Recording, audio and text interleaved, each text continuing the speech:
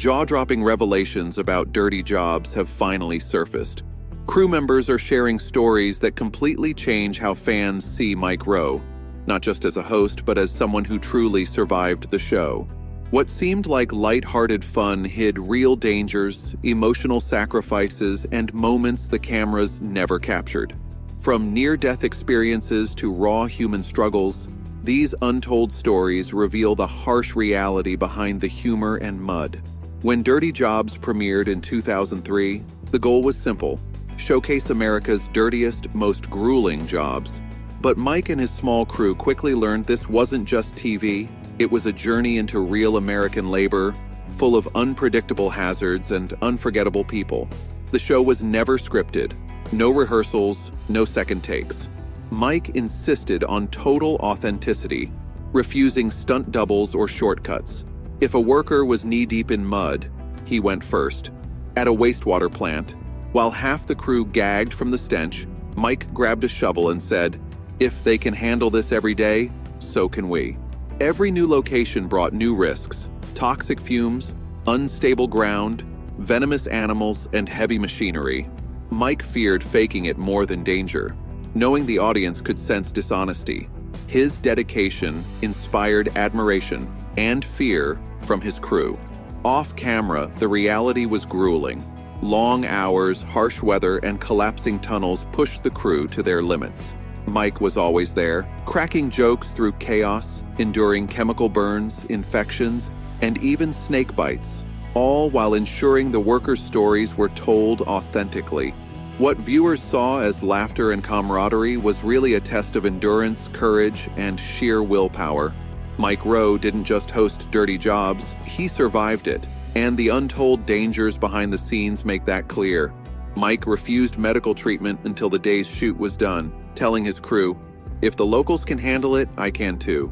The camera operators were often in just as much danger, hanging off cliffs, knee-deep in toxic sludge, or inches from spinning machinery, all while keeping the lens on Mike. "There were moments I thought, this is it. This is the one that ends us," one cameraman admitted. But Mike made them believe every risky moment was worth it. Behind the laughs and mud, few realized the true toll of creating such raw authenticity. Between shoots, Mike checked on his team personally, ensuring everyone was mentally ready for the next challenge. "He never acted like a TV host," said a sound engineer. "He was one of us, tired, dirty, determined." Yet behind his smile, Mike carried stress and the emotional weight of the people he met and the stories he told. Dirty Jobs was no longer just a show. It was a mission demanding everything from everyone involved. The crew faced constant danger. During a wastewater episode, a tank flooded unexpectedly, nearly trapping Mike. Mining chutes triggered toxic gas alarms, and steel mill beams slick with oil brought him to the brink of deadly falls. None of this ever made it to air, but these moments forged an unbreakable bond among the team. Despite the hazards, Mike's resolve never wavered. He treated every episode as a responsibility to represent hardworking Americans, inspiring his crew to keep going. "If these folks can do it again tomorrow, so can we," he'd tell them. But the physical and emotional toll was real. Nights alone, replaying the day's events, muttering, "You can only fake being fearless for so long."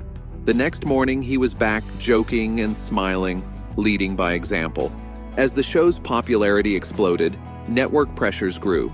Bigger stunts, riskier shoots, and more drama. Mike's commitment to authenticity often clashed with safety concerns. On one grain silo shoot, the crew begged him to step back from shifting debris. He refused until the shot was complete. "We were angry because we cared," a cameraman recalled. Yet even in tension, Mike brought the crew together.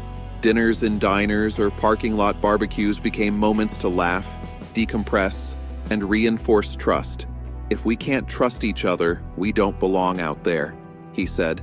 The sense of unity became the show's backbone. The crew wasn't just co-workers, they were family, bonded by sweat, fear, and respect. But the emotional strain was real. As Dirty Jobs grew, producers sent more staff, publicists appeared on set, and the small, tight-knit group felt invaded by outsiders. Through every challenge, Mike's loyalty never wavered. He defended his team against studio pressure, often threatening to walk if anyone disrespected the crew. No crew, no show, he'd tell executives, and he meant it. That commitment earned lifelong loyalty. The fights were real, but so was the love. Behind the laughs and stunts were moments the audience never saw. Emotional, vulnerable, deeply human. Editors often cut scenes that didn't fit the entertainment tone, like Mike comforting a grieving worker or thanking an elderly farmer for decades of labor. But the crew says those moments were the heart of the show. Mike frequently stayed after filming, listening to workers' stories for hours. He argued with the network to portray laborers with dignity, not pity. One cameraman recalled seeing Mike break down after filming in a factory where several workers had recently been injured.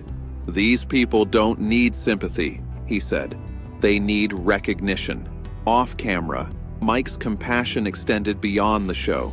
He helped workers pay for tools, supported small businesses, and connected people with opportunities through his foundation, always quietly, never seeking credit. Away from cameras, Mike was reflective and philosophical about work. He didn't chase fame.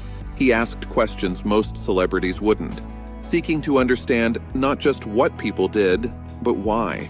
After long days, he'd sit in diners with his crew, talking about the pride, struggle, and dignity of the people they'd met, the unseen heroes behind every job. Mike saw poetry in labor, changing how the crew valued their work. Off camera, he stayed connected with workers, sent letters, attended funerals, and quietly helped communities, out of genuine care. Humble and reflective, he was nicknamed the philosopher of dirt, pondering the dignity of work and the soul of America. Despite Dirty Jobs' success, he avoided celebrity perks, staying with the crew and sharing everyday experiences. His integrity inspired loyalty, but years of travel, danger, and relentless shoots began to wear on him. Crew members noticed fatigue, quiet moments, and illness as he bore the weight of telling workers' stories with dignity. Privately, he admitted feeling torn. It was never supposed to be about ratings. It was supposed to be about people. When Dirty Jobs ended in 2012, it wasn't ratings. It was Mike's choice. He needed to step back to protect the mission and the respect he'd worked to give laborers. The crew supported him fully. As once said, he didn't quit. He evolved. Years later, the crew reflects on the experience as life-changing. Mike taught them that dignity doesn't wear a suit. It wears overalls, gloves, and steel-toed boots. They remember his humor, calm in danger, and unwavering respect for everyday Americans. Off-screen, he continued supporting workers through his foundation, Mike Rowe Works. For those who followed him through danger, the legacy is clear. Mike Rowe didn't just make a show. He made the people who do the work matter. He built a movement honoring hard work, humility, and resilience. A message that continues to echo far beyond the screen.